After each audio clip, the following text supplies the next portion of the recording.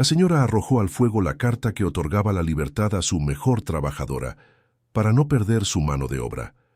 Creyó que las cenizas borrarían su deuda, pero cometió el error de ignorar que los documentos legales nacen por duplicado. Lo que ella no sabía era que el abogado del pueblo guardaba el libro de protocolos con el sello oficial bajo llave. El humo que salía del fogón de la cocina de la hacienda Las Cruces de Aque tenía un olor distinto esa mañana. No olía a leña de monte ni a tortillas recién hechas. Olía a traición. Elena estaba de pie, con las manos apretadas contra el delantal, viendo cómo las llamas devoraban el papel grueso, ese que tenía el sello de lacre rojo que ella misma había visto estampar apenas una semana atrás. Doña Beatriz sostenía el atizador con una mano y con la otra se limpiaba una mancha imaginaria en su vestido de seda negra. No había ni una gota de sudor en su frente, a pesar del calor sofocante de Yucatán, que a esa hora ya empezaba a derretir hasta las piedras. «Míralo bien, Elena», dijo la señora, con una voz que era más fría que el mármol de la sala principal. «Míralo porque es lo último que vas a ver de tu supuesta libertad. Mi marido estaba delirando cuando firmó esto. Un hombre con fiebre no sabe lo que hace, y yo no voy a permitir que una recogida como tú se ande paseando por Izamal como si fuera una dama». Elena no dijo nada. No podía. El nudo en su garganta era tan apretado que sentía que le faltaba el aire. Sus ojos estaban fijos en un pedazo de papel que todavía no se consumía, donde se alcanzaba a ver la letra elegante de don Julián, el patrón que acababa de ser enterrado hacía 3 días. «Libre de toda servidumbre», decía el papel justo antes de que una lengua de fuego lo volviera negro y lo deshiciera en cenizas grises. Repara en esto. Hay quienes piensan que el poder les da permiso de borrar la vida de los demás con un solo fósforo, como si la justicia fuera algo que se puede quemar en una cocina. La hacienda Las Cruces de Aque no era cualquier lugar. Era un imperio de Enequén, ese oro verde que estaba haciendo millonarios a unos cuantos, mientras dejaba la espalda sangrando a miles. Don Julián había sido un hombre duro, pero justo a su manera. Elena había crecido ahí, no en los campos bajo el sol inclemente, sino en la casa grande, aprendiendo a leer a escondidas entre los libros de contabilidad que el patrón dejaba abiertos sobre el escritorio de caoba. Ella sabía sumar, sabía restar y sobre todo sabía leer la verdad detrás de los números. Quizá por eso don Julián la apreciaba, o quizá por ese secreto que todos en la hacienda murmuraban, pero que nadie se atrevía a decir en voz alta. El parecido de Elena con el patrón era demasiado evidente para ser una coincidencia. Cuando don Julián cayó enfermo, la casa se llenó de un silencio pesado. Doña Beatriz, que siempre la había mirado con un asco mal disimulado, se encargó de apartarla de la habitación del moribundo. Pero el abogado, don Anselmo, llegó una tarde de lluvia y entró al despacho con un sobre sellado. Elena estaba limpiando la plata en el comedor contiguo y escuchó la voz débil del patrón dando instrucciones claras. No era solo la libertad, había algo más, algo que hacía que la voz de Beatriz subiera de tono, cargada de odio, reclamando que eso era una deshonra para la familia. Pero el papel se firmó, se selló. Y ahora, frente al fogón, Elena veía cómo sus sueños de llevarse a su madre lejos de ese infierno se hacían humo. Su madre, una mujer que ya no podía caminar y que tosía sangre en una choza detrás de los talleres de desfibrado, era la única razón por la que Elena aguantaba las humillaciones. «Ahora, lárgate de aquí», ordenó Beatriz, dejando caer el atizador con un golpe seco contra el piso de ladrillo. «Tienes trabajo en el taller, y si te escucho decir una sola palabra sobre este papel, te juro por la memoria de mi marido que terminarás en el calabozo de la hacienda por intento de robo. ¿Me entendiste?» Elena bajó la mirada. Sus uñas se enterraban en las palmas de sus manos. Sabía que si hablaba, Beatriz cumpliría su amenaza. En esa zona, la palabra de la patrona era la ley, y el coronel Estrada, que mandaba a los rurales, era amigo íntimo de la familia. No había a quién acudir, o eso era lo que Beatriz quería que ella pensara. Elena salió de la cocina con el corazón martilleando contra sus costillas. El sol de Izamal La golpeó en la cara al cruzar el patio. El olor del henequén procesado, ese aroma agrio y penetrante, la envolvió como una mortaja. Caminó hacia los galpones, donde el ruido de las máquinas desfibradoras llenaba el aire. Allí estaba Mateo, el capataz, un hombre de hombros anchos y mirada esquiva, que había estado presente cuando el abogado trajo los papeles. Mateo la miró por un segundo, un vistazo rápido lleno de miedo y algo que parecía lástima, pero rápidamente volvió a gritar órdenes a los jornaleros. Él sabía. Él había visto el sobre con el lacre rojo. Pero Mateo tenía hijos que alimentar y una deuda eterna en la tienda de raya de la hacienda. El miedo es un candado muy fuerte, y Beatriz tenía la llave. El problema es que la señora no contaba con un detalle. Ella creía que el mundo terminaba en los límites de su propiedad. Pensaba que al quemar el original, el derecho de Elena desaparecía de la faz de la tierra. Pero en el pueblo de Izamal, en una oficina que olía a papel viejo y tinta de buena calidad, don Anselmo guardaba algo que Beatriz no podía ni imaginar. El abogado era un hombre de reglas, un hombre que sabía que las palabras se las lleva el viento y que el fuego destruye la celulosa, pero no la ley. Don Anselmo no era amigo de nadie, solo era fiel a los protocolos. Y esa misma tarde, mientras Elena se hundía las manos en la fibra de henequén, el abogado estaba revisando el libro de protocolos número 4. Allí, en la página 112, estaba la copia exacta, firmada y sellada, del acta de manumisión de Elena. Pero el abogado no iba a moverse todavía. Él sabía que en casos de herencias y sucesiones, el que se desespera pierde. Estaba esperando la llegada del coronel Estrada para el inventario oficial. Mientras tanto, en la hacienda, la tensión crecía como la humedad antes de una tormenta. Beatriz no estaba tranquila. A pesar de haber visto el papel volverse cenizas, sentía una inquietud que no la dejaba dormir. Sabía que Elena era inteligente. Demasiado inteligente para ser una simple trabajadora. Por eso llamó a Mateo a su despacho esa misma noche. «Quiero que la vigiles, Mateo», dijo la señora mientras servía un jerez. «No quiero que hable con nadie, ni con los jornaleros, ni con los arrieros que vienen del pueblo. Si intenta salir de la hacienda, la encierras en el galpón de herramientas». «Pero, patrona», empezó a decir Mateo, quitándose el sombrero con nerviosismo. «No hay peros, Mateo. Si ella se escapa, o si alguien del pueblo se entera de lo que pasó en la cocina, tú vas a ser el que pague la cuenta. Y sabes que todavía me debes lo de la medicina de tu hijo». Mateo tragó saliva. El sudor le corría por la nuca. Asintió en silencio y salió del despacho. Sabía lo que le pasaba a los que contradecían a doña Beatriz. Había visto a hombres fuertes terminar quebrados por menos que eso. Elena, desde su pequeña habitación cerca de los establos, escuchaba los grillos y el murmullo de la noche. No podía llorar. La rabia era más fuerte que la tristeza. Se acordaba de la mirada de don Julián antes de morir. Él le había apretado la mano y le había susurrado algo que ella no alcanzó a entender del todo en ese momento. «Busca la verdad en el sello». Ella pensó que se refería al papel que Beatriz quemó. Pero ahora, sentada en la oscuridad, empezó a atar cabos. Elena recordó que don Anselmo siempre cargaba un maletín de cuero gastado, y que antes de salir de la hacienda el día de la firma, había anotado algo en un libro grande y pesado que nunca dejaba solo. Si el papel que quemó la señora era el único, ¿por qué el abogado se tomó tanto tiempo en escribir en ese libro? Fue ahí que una chispa de esperanza se encendió en su pecho, pero esa esperanza era peligrosa. Si Beatriz sospechaba que Elena sabía algo más, no dudaría en deshacerse de ella de forma definitiva. En las haciendas de Yucatán, los accidentes ocurrían todo el tiempo. Una caída en la desfibradora, un pleito mal contado en los campos, una fiebre repentina que nadie podía explicar. A la mañana siguiente el calor era más intenso.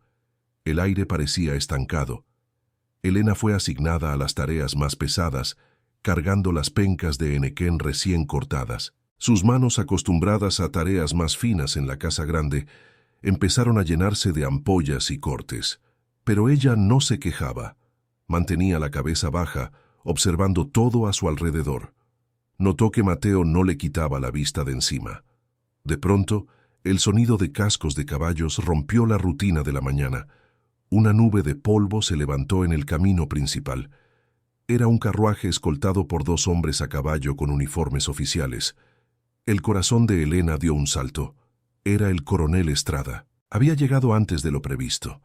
Beatriz salió a recibirlo al pórtico, con su mejor sonrisa de viuda afligida. El coronel bajó del caballo, haciendo sonar sus espuelas de plata contra el suelo de piedra. Era un hombre de rostro curtido y ojos que parecían juzgar todo lo que veían. No saludó con afecto, sino con una formalidad seca que hizo que Beatriz se pusiera tensa. «Doña Beatriz», dijo el coronel, quitándose los guantes, «he venido para iniciar el inventario y el cierre de la sucesión de don Julián. El gobierno necesita los números claros para los impuestos y la transferencia de propiedades. Espero que todo esté en orden». «Por supuesto, coronel», respondió ella, inclinando ligeramente la cabeza. «Mi marido era un hombre muy organizado. No habrá sorpresas». Elena, desde la distancia, vio cómo entraban a la casa. Sabía que ese era el momento. Si el coronel firmaba el cierre de la sucesión sin que nadie mencionara la Carta de Libertad, ella sería propiedad de la hacienda para siempre, o peor aún, sería vendida como parte del lote de trabajadores si Beatriz decidía deshacerse de ella. Pero, ¿cómo acercarse al coronel? Mateo estaba a pocos metros, observándola como un halcón. El galpón de herramientas, con sus paredes gruesas de piedra y su puerta pesada, estaba justo detrás de ella. Beatriz ya le había dado la orden a Mateo. Al menor movimiento sospechoso, Elena debía desaparecer de la vista de todos. Lo que nadie sabía era que Elena no era la única que guardaba un fragmento de la verdad. En el bolsillo de Mateo, envuelto en un trapo sucio, había algo que él había recogido del suelo de la cocina después de que Beatriz y Elena salieran.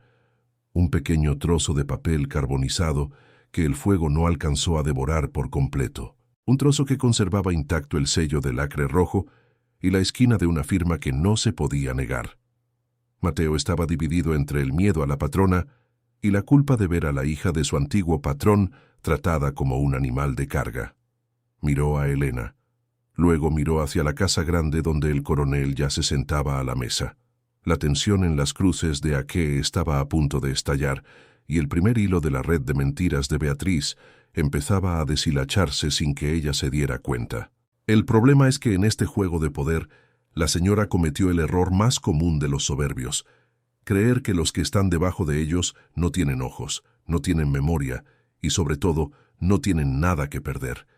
Y Elena, con las manos ensangrentadas por el henequén, ya lo había perdido todo, excepto su voluntad de ser libre.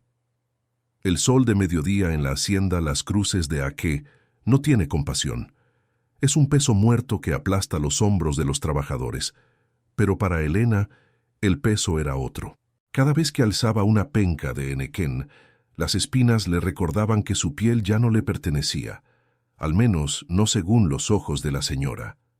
El sudor le escocía en los cortes frescos de sus manos, pero ella no se detenía. Sabía que Mateo la estaba observando desde la sombra de un ramón, con la mano apoyada en el cinturón de cuero donde colgaba el machete. Dentro de la casa grande, la atmósfera era muy distinta, pero igual de sofocante. Doña Beatriz había mandado abrir las ventanas para que corriera el aire, pero el olor a cera y a muebles viejos parecía estancado. El coronel Estrada estaba sentado a la cabecera de la mesa de comedor, una pieza de caoba tan larga que parecía una pista de baile. Frente a él, un plato de venado en pipián se enfriaba mientras Beatriz hablaba con una calma que ocultaba un temblor en las manos. «Mi marido era un hombre de costumbres antiguas, coronel», decía ella, mientras jugueteaba con una servilleta de lino. En sus últimos días, su mente ya no era la misma. Decía cosas sin sentido, hablaba con personas que no estaban ahí. Fue un proceso muy doloroso para todos nosotros. El coronel Estrada no probó bocado. Mantenía la vista fija en un legajo de papeles que había traído su asistente. Su rostro era una máscara de piedra, curtida por años de perseguir bandidos y cobrar deudas para el gobierno de Porfirio Díaz.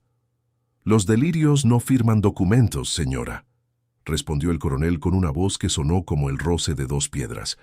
Y don Julián era conocido por ser un hombre que, hasta en su último aliento, sabía perfectamente cuánto valía cada centavo de estas tierras. Mi trabajo aquí es asegurar que la sucesión se haga conforme a la ley, no conforme a los recuerdos de una viuda afligida. Repara en esto. Hay silencios que pesan más que una cadena de hierro, y el silencio que se produjo en ese comedor era el aviso de una tormenta que nadie en la hacienda iba a poder detener. Beatriz sintió un frío repentino a pesar de los 38 grados de temperatura. ¿Sabría el coronel algo? No era posible. Ella misma había visto cómo el fuego consumía el papel. Se aseguró de que no quedara nada más que ceniza gris en el fondo del fogón. Sin embargo, la mención de documentos la hacía sentir como si tuviera una soga apretándosele en el cuello. Mientras tanto, en los talleres de raspado, Elena aprovechó un descuido de Mateo para acercarse a la choza de su madre. La anciana estaba tendida sobre un jergón de paja. Su respiración era un silbido débil que apenas levantaba la sábana raída. «Hija», susurró la mujer, abriendo unos ojos nublados por la catarata. «¿Ya nos vamos?» El patrón dijo que nos iríamos. «Pronto, madre. Solo un poco más», mintió Elena sintiendo que el corazón se le partía en dos. Elena sabía que si no actuaba rápido, su madre moriría en ese rincón olvidado, sin haber probado el aire de la libertad que don Julián les había prometido. Salió de la choza y se topó de frente con Mateo. El capataz no la regañó, ni la empujó de vuelta al trabajo. Solo se quedó ahí, parado, con una expresión extraña en los ojos.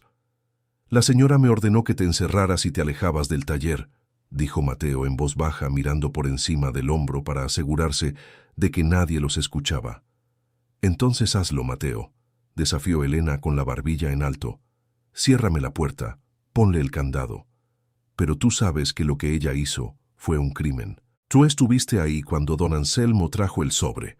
Tú viste el sello». Mateo apretó la mandíbula. Su mano bajó instintivamente al bolsillo de su pantalón, donde sentía el roce del trapo que envolvía el fragmento de papel quemado. Podía sentir el relieve del lacre rojo, esa pequeña costra de cera que era la única prueba física de que la justicia alguna vez tuvo un lugar en esa hacienda. «Yo solo sigo órdenes, Elena. No me busques problemas», respondió él, pero su voz no tenía la autoridad de antes. Era la voz de un hombre que tiene miedo de su propia sombra. Si tú eres de los que no aguantan ver cómo el poderoso le pasa por encima al humilde, suscríbete. Y dime en los comentarios, ¿crees que el miedo de Mateo es más fuerte que su conciencia? Porque en esta historia, el miedo es lo que mantiene las mentiras en pie, hasta que alguien decide empujar. A media tarde, el movimiento en la hacienda se detuvo. Un jinete llegó al galope trayendo un mensaje para el coronel.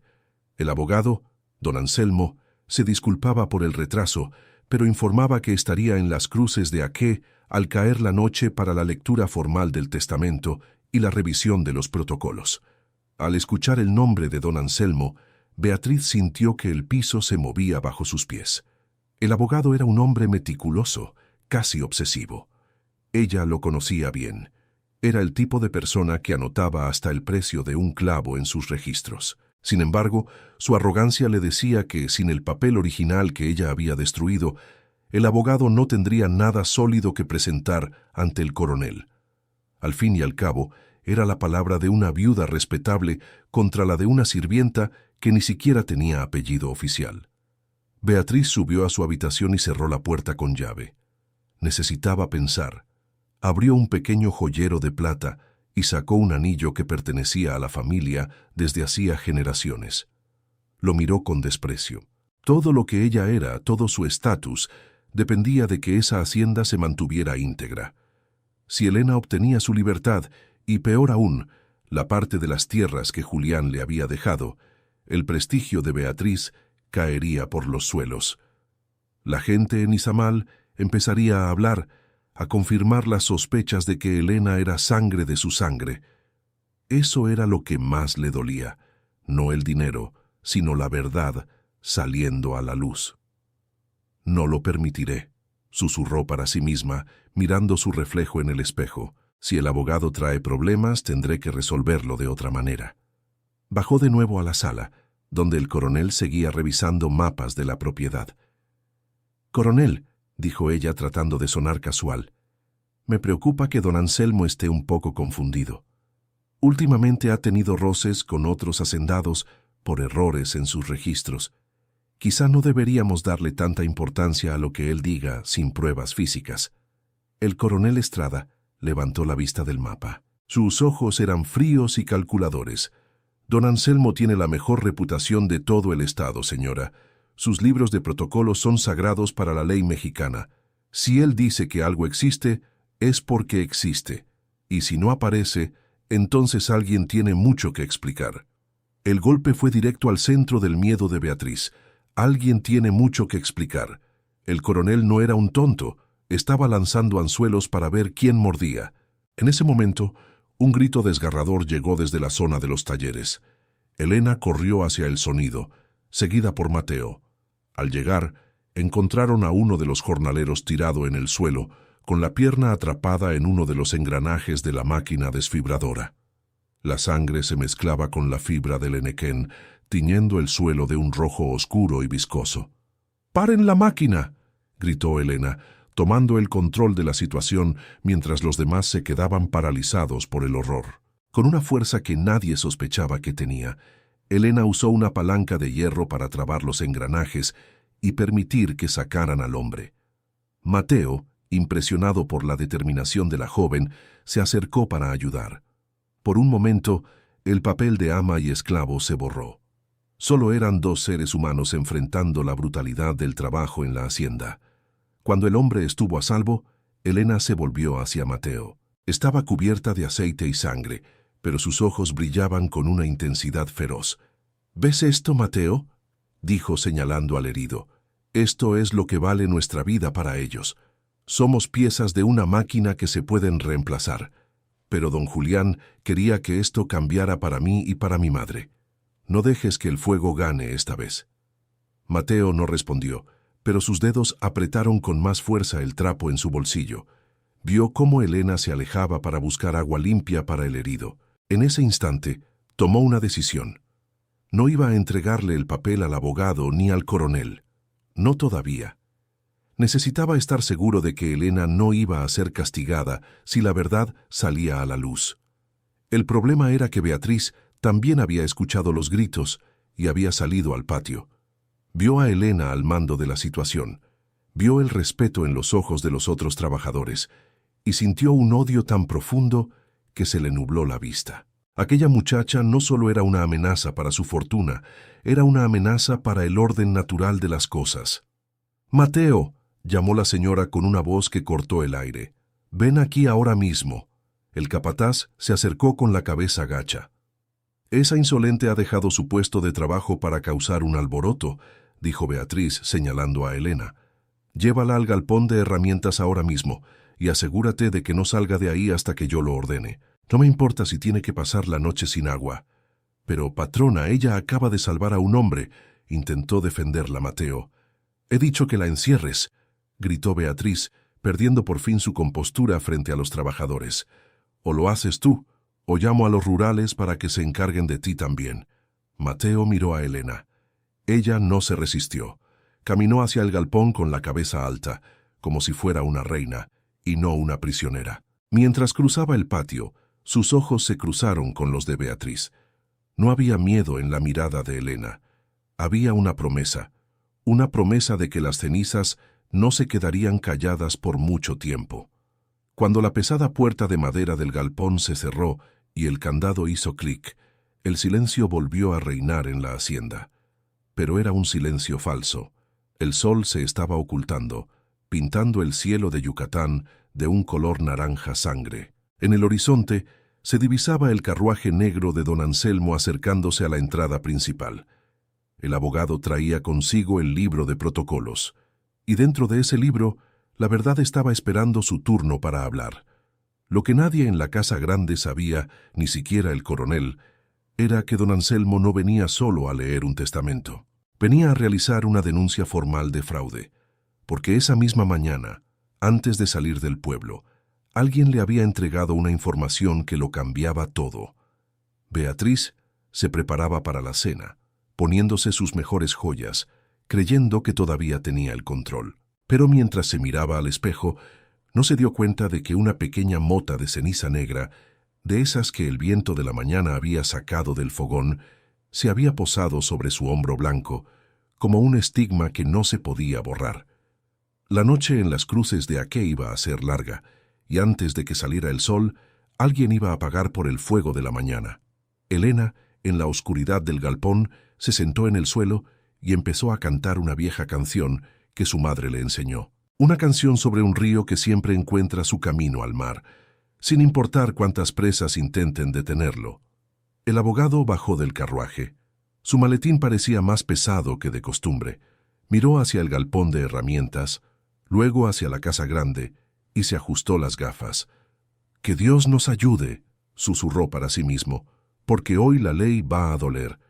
El calor dentro del galpón de herramientas era una mano gruesa que apretaba los pulmones de Elena. No había ventanas, solo unas rendijas mínimas entre las vigas de madera, por donde entraba un aire que quemaba en lugar de refrescar.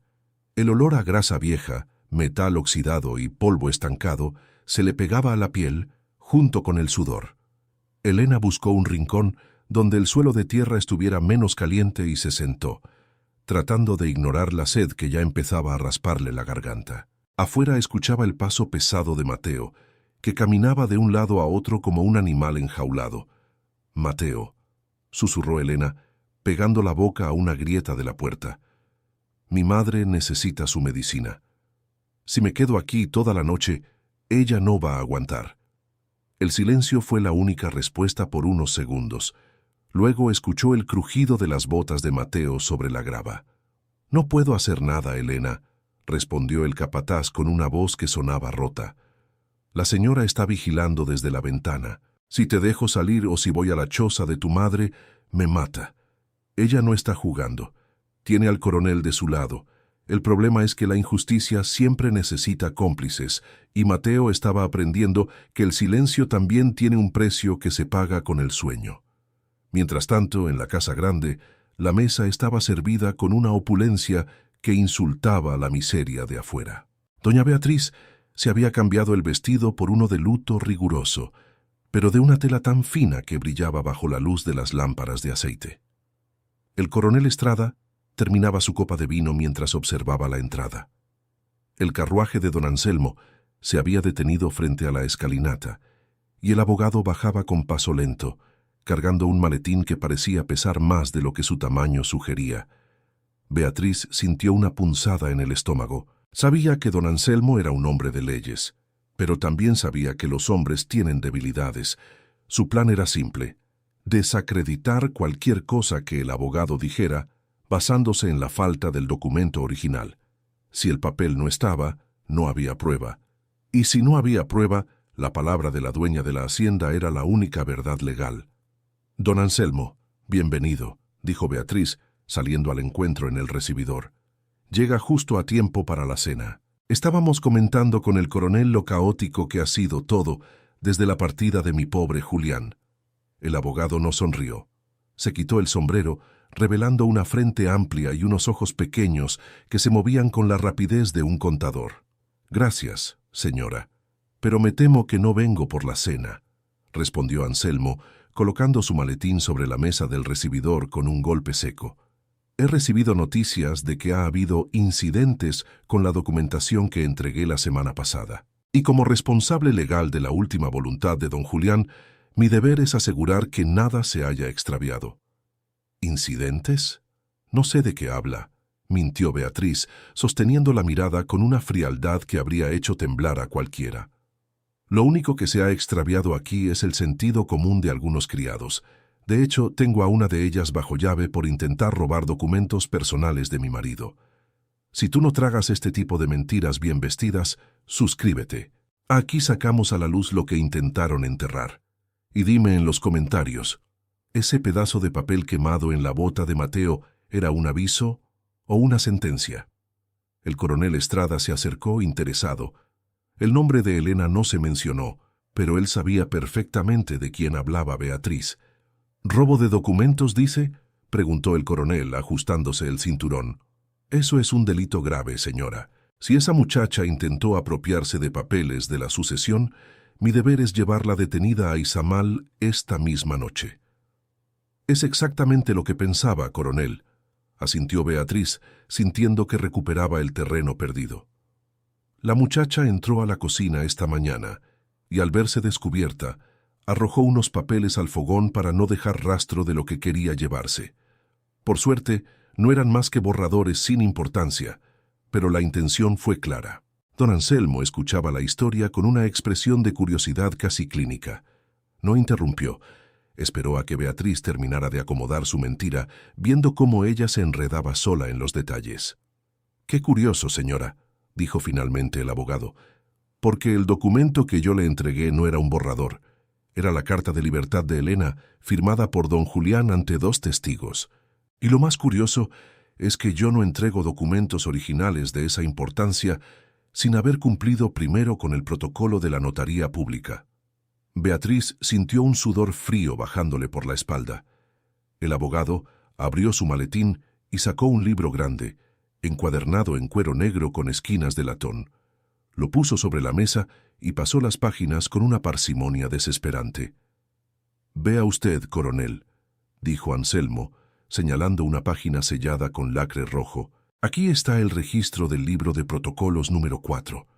En el estado de Yucatán, cualquier acta de manumisión o donación de tierras debe ser registrada en este libro antes de que el original salga de la oficina del abogado. Lo que la señora dice que se quemó en el fogón era solo la copia para el interesado.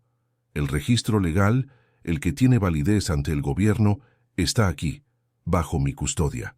El silencio que siguió a esas palabras fue tan denso que se podía cortar con un cuchillo. Beatriz sintió que el aire de la sala desaparecía. Había quemado el papel frente a Elena para humillarla, para demostrarle que no tenía poder, pero ahora se daba cuenta de que solo había destruido una hoja de papel, mientras que la verdad seguía viva en ese libro pesado. Eso no puede ser», tartamudeó Beatriz perdiendo su máscara por un segundo. «Mi marido no estaba en sus cabales. Ese registro no tiene validez si se demuestra que fue firmado bajo coacción o enfermedad mental.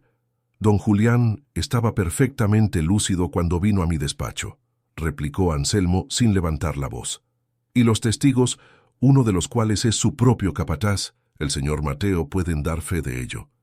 El coronel Estrada miró a Beatriz y luego al abogado. Su lealtad estaba con la clase alta, con los dueños de las haciendas, pero su carrera dependía de seguir los procedimientos legales que el gobierno de Díaz exigía con mano de hierro. Si había un registro oficial, ignorarlo sería ir contra la ley federal. «Traigan a Mateo», ordenó el coronel a uno de sus hombres, «y traigan a la muchacha del galpón. Quiero escuchar esto de frente». Afuera, Mateo vio acercarse al soldado. Supo de inmediato que el momento de la verdad había llegado. Sus manos temblaban mientras caminaba hacia el galpón de herramientas para abrir el candado. Elena estaba en un rincón, con el rostro sucio y los labios agrietados por la sed. Pero cuando la puerta se abrió y la luz de las antorchas la iluminó, se puso de pie con una dignidad que dejó a Mateo sin palabras. «Te buscan en la casa grande, Elena», dijo Mateo en un susurro. «El abogado está ahí, el libro está ahí. ¿Y tú, Mateo?», preguntó ella acercándose. «¿Tú también vas a estar ahí o te vas a quedar en la sombra como siempre?» Mateo no respondió, pero mientras caminaban hacia la casa principal, sintió el peso del fragmento de papel quemado en su bota. Era una prueba pequeña, casi insignificante comparada con el libro del abogado, pero era la prueba del crimen de la señora. Era la prueba de que Beatriz no solo quería el dinero, sino que quería destruir la justicia con sus propias manos. Al entrar al comedor, la escena era de una tensión insoportable. Beatriz estaba sentada, con el rostro pálido, pero los ojos inyectados de odio. Don Anselmo mantenía el libro abierto. El coronel Estrada estaba de pie, con la mano en el pomo de su sable. «Elena», dijo el coronel, usando su nombre por primera vez, «la patrona dice que tú intentaste robar documentos y que los quemaste en la cocina. El abogado dice que lo que se quemó era tu libertad. ¿Qué tienes que decir? Elena miró a Beatriz. Vio el miedo disfrazado de soberbia en los ojos de la mujer que la había humillado toda su vida. Luego miró a don Anselmo, que le hizo un leve gesto con la cabeza, una señal de aliento que casi nadie notó. «Yo no robé nada, coronel», dijo Elena con una voz firme que resonó en las paredes de caoba. «La señora me llamó a la cocina, me mostró el papel que don Julián me dejó y lo arrojó al fuego frente a mis ojos. Se burló de mí. Me dijo que mi libertad era humo. Pero lo que ella no sabía es que mi libertad no depende de un papel que ella pueda quemar». «Miente», gritó Beatriz golpeando la mesa. «Es una esclava que odia a esta familia. ¿A quién le va a creer, coronel? ¿A una mujer de mi posición o a esta hija de nadie?» Fue en ese momento cuando don Anselmo decidió soltar la carga más pesada de su maletín. «No es una hija de nadie, señora Beatriz», dijo el abogado, sacando otro documento, este más antiguo y amarillento. «Y eso es algo que usted siempre supo. Aquí tengo el acta de reconocimiento que don Julián firmó hace años, pero que me pidió mantener en reserva hasta su muerte. Elena no solo es libre. Elena es la heredera legítima de la mitad de las tierras de esta hacienda, por ser hija reconocida de don Julián». El estruendo de una copa de cristal cayendo al suelo y rompiéndose en 1000 pedazos fue lo único que se escuchó. Beatriz se llevó la mano al pecho, sintiendo que el corazón le fallaba. La verdad, esa que ella había intentado incinerar en un fogón de cocina, acababa de explotar en medio de su comedor, y el fuego, esta vez, estaba empezando a quemar su propio mundo. Pero la señora aún no se daba por vencida. Una mujer que ha mandado durante décadas no cae sin pelear, y Beatriz tenía una última carta desesperada que jugar antes de que el coronel diera la orden de su arresto. El problema era que no contaba con que Mateo, el hombre que siempre había callado, estaba a punto de meter la mano en su bota para sacar lo que el fuego no pudo terminar de tragar. Doña Beatriz se levantó de la silla con tal violencia que su collar de perlas chocó contra el borde de la mesa, haciendo un ruido seco que pareció un disparo en medio del silencio del comedor. Su rostro, antes pálido, se encendió con un color púrpura que delataba una furia que ya no podía contener. Miró a don Anselmo como si quisiera borrarlo de la existencia con la pura fuerza de su odio. «Usted es un mentiroso y un traidor, Anselmo», gritó Beatriz, y su voz, siempre tan controlada, se quebró en un agudo que hizo que los criados en la cocina se estremecieran. «Ese papel es una falsificación grosera. Mi marido jamás habría reconocido a esta criatura del fango. Usted ha conspirado con ella para robarme lo que por derecho me pertenece. Coronel, detenga a este hombre ahora mismo». El coronel Estrada no se movió. Sus ojos pasaban del libro de protocolos al rostro desencajado de la viuda. En el mundo de Estrada, el poder lo era todo, pero el poder también se alimentaba de la estabilidad. Si el abogado tenía razón y existía un registro oficial de herencia, el escándalo de ignorarlo podría llegar hasta los oídos del gobernador en Mérida. Pero Beatriz era una mujer de influencias, y el coronel sabía que una palabra de ella en los círculos adecuados podía arruinar su carrera, o por el contrario, asegurarle un retiro lleno de oro. «Señora», dijo el coronel con una calma que ocultaba su propia duda, «estas son acusaciones muy graves. El libro de protocolos tiene el sello del Estado. Si don Anselmo dice que el acta existe y está registrada, no es una cuestión de fe, es una cuestión de ley. La ley soy yo en esta hacienda», rugió Beatriz, perdiendo por completo la compostura. Se volvió hacia Elena, que seguía de pie, inmóvil, como una estatua de bronce bajo la luz de las lámparas. «Y tú no vas a heredar ni un solo terrón de esta tierra. Antes de que veas un centavo de Julián, yo misma me encargaré de que esta hacienda arda hasta los cimientos. Repara en esto. Cuando el poderoso se siente acorralado, prefiere destruir el mundo entero antes que ceder 1 milímetro de su privilegio». Pero lo que la señora no esperaba era que el fuego que ella misma había iniciado en la cocina esa mañana todavía tenía una brasa encendida en el lugar menos pensado. Fue en ese momento cuando Mateo, que se había mantenido en el umbral de la puerta como una sombra olvidada, dio un paso al frente. Sus botas pesadas resonaron en el suelo de madera, atrayendo la mirada de todos los presentes. El capataz no miró a la señora, ni al abogado. Miró directamente a Elena, y por primera vez en años, sus ojos no tenían el brillo del miedo, sino el de la redención. «Hay algo más, coronel», dijo Mateo, y su voz sonó profunda, cargada con el peso de todos los años que había callado las injusticias de la hacienda. «¿Qué haces, Mateo?», siseó Beatriz, y su mirada era una amenaza de muerte. «Vuelve a tu puesto si no quieres terminar en la zanja con el resto de los inservibles». Pero Mateo ya no escuchaba. Metió la mano en su bota derecha y sacó el trapo sucio que había estado guardando con celo. Con manos lentas lo extendió sobre la mesa de caoba, justo al lado del libro de protocolos. Dentro del trapo, arrugado y con los bordes negros por el fuego, estaba el fragmento de la carta de libertad que Beatriz creyó haber destruido por completo. El silencio volvió a caer sobre la habitación, pero esta vez era un silencio de muerte. Don Anselmo se ajustó las gafas y se inclinó sobre el pedazo de papel. «Mire esto, coronel», dijo el abogado señalando el fragmento. «Aquí está la esquina inferior derecha. El fuego no alcanzó a devorar el sello de lacre rojo de mi notaría. Y mire la firma. Aunque está chamuscada, el trazo de la J y la U de don Julián es inconfundible. Coincide exactamente con la caligrafía de los registros de este libro. El problema es que la soberbia es ciega. Beatriz pensó que el fuego borraría su rastro, pero la ceniza no oculta lo que la tinta ya registró, y ahora ese pequeño trozo de basura quemada se convertía en el clavo final de su ataúd legal. Elena sintió que las piernas le temblaban. Ver ese pedazo de papel era como ver un milagro nacer de la suciedad.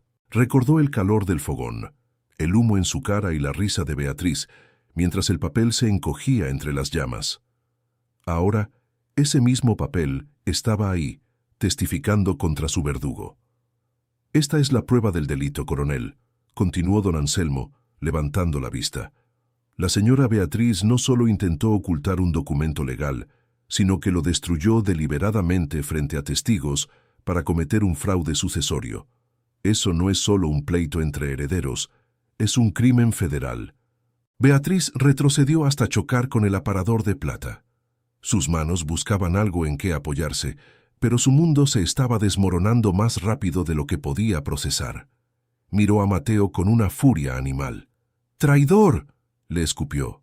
«Te di de comer, te perdoné tus deudas, y así me pagas». «Usted no me perdonó nada, patrona», respondió Mateo, manteniendo la voz firme. «Usted me cobró cada centavo con el sudor de mi frente y el miedo de mis hijos. Don Julián era un hombre duro, pero él quería que Elena fuera libre. Y yo no voy a cargar con el pecado de usted en mi conciencia».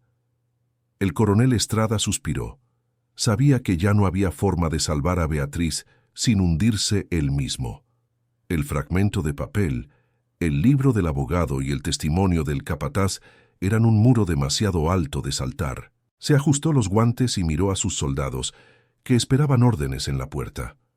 «Señora Beatriz», dijo el coronel, y su voz ya no tenía rastro de cortesía, «queda usted bajo custodia oficial. Se le acusa de fraude, perjurio y destrucción de documentos públicos.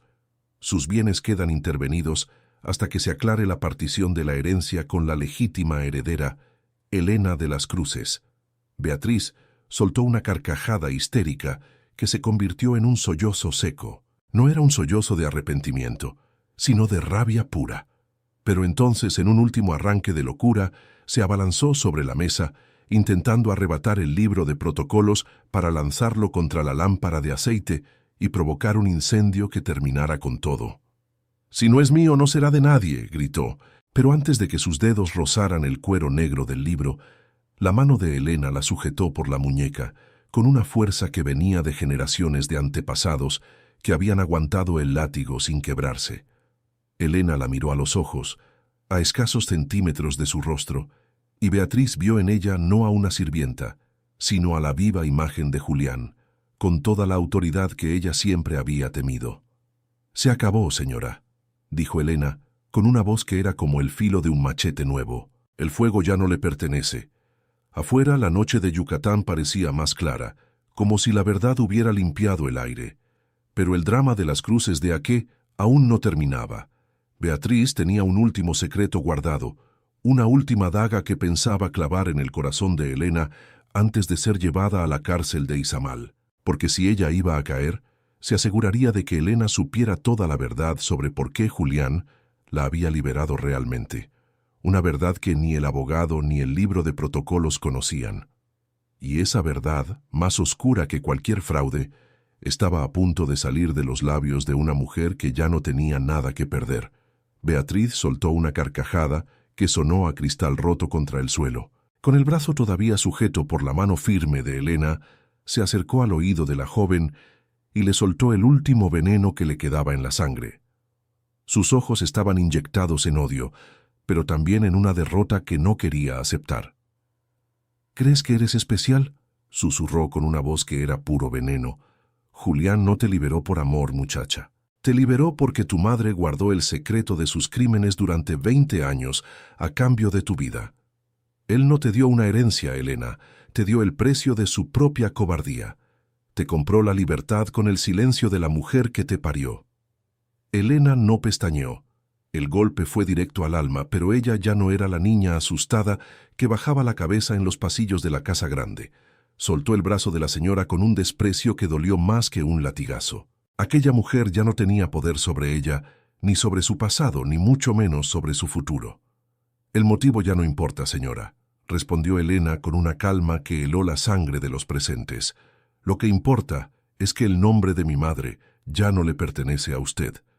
Y este suelo, el que usted pisoteó con sus zapatos de seda mientras nosotros sangrábamos, ahora tiene una nueva dueña que sí sabe lo que cuesta el sudor. Llévensela, coronel. El aire de esta sala ya está demasiado sucio». El coronel Estrada hizo una señal seca con la mano. 2 de sus soldados tomaron a Beatriz por los hombros. Ella intentó resistirse, gritando improperios que mancharon para siempre el prestigio que tanto había intentado proteger, pero fue inútil. Fue arrastrada fuera del comedor, bajo la mirada silenciosa de los criados que se habían amontonado en los pasillos para ver caer a la mujer que los había humillado por décadas. El sonido de sus tacones arrastrándose por el piso de piedra se perdió en la oscuridad del patio, seguido por el portazo del carruaje que la llevaría directo a la celda de la capitanía en Izamal. Don Anselmo cerró el libro de protocolos con un golpe final que pareció sellar el destino de la hacienda. Miró a Elena, y por primera vez en años de conocerla, hubo un asomo de respeto real en su rostro de hombre de leyes. «La justicia es lenta, señorita Elena, y a veces necesita que alguien la ayude a cruzar el fuego sin quemarse», dijo el abogado, entregándole con cuidado el fragmento de papel chamuscado que Mateo había rescatado. «Mañana mismo iniciaremos los trámites legales ante el notario. La mitad de las cruces de Aké está a su nombre. Use ese poder mejor de lo que lo usaron antes que usted». Elena salió al patio de la hacienda. El aire de la noche de Yucatán se sentía distinto, más ligero. Buscó a Mateo, que estaba de pie junto a las máquinas desfibradoras, ahora en total silencio. No se dijeron una sola palabra.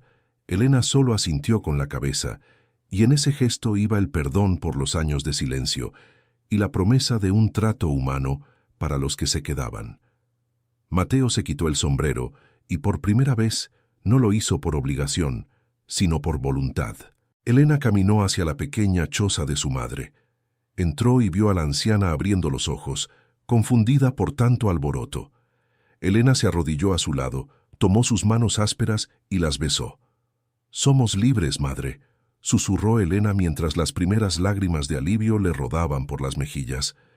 «Y esta vez no hay fuego en el mundo que pueda quitárnoslo». La hacienda Las Cruces de Aké nunca volvió a ser la misma. Doña Beatriz terminó sus días en la miseria, viviendo en un cuarto húmedo en un barrio pobre de Izamal, repudiada por la misma sociedad que antes la adulaba por su dinero. Elena, por su parte, transformó la propiedad, eliminando la tienda de raya y asegurando que cada jornalero recibiera un pago justo. El nombre de Julián quedó en el olvido, pero el de Elena y su madre se convirtió en leyenda entre la gente del Enequén. Suscríbete. Aquí siempre jalamos la hebra de lo que intentaron enterrar para que la verdad salga a la luz. Y comenta, ¿crees que alguien más en la hacienda sabía la verdad desde el principio? ¿O todo el mundo prefirió fingir para no perder su sitio? La codicia de Beatriz la llevó a creer que el papel era lo único que sostenía la realidad. No entendió que, en un mundo de registros y firmas, un solo hombre honesto con un libro de protocolos es más fuerte que una patrona con una antorcha. El fuego solo quema el papel, señora, no la verdad que ya está escrita. La ceniza no oculta lo que la tinta ya registró.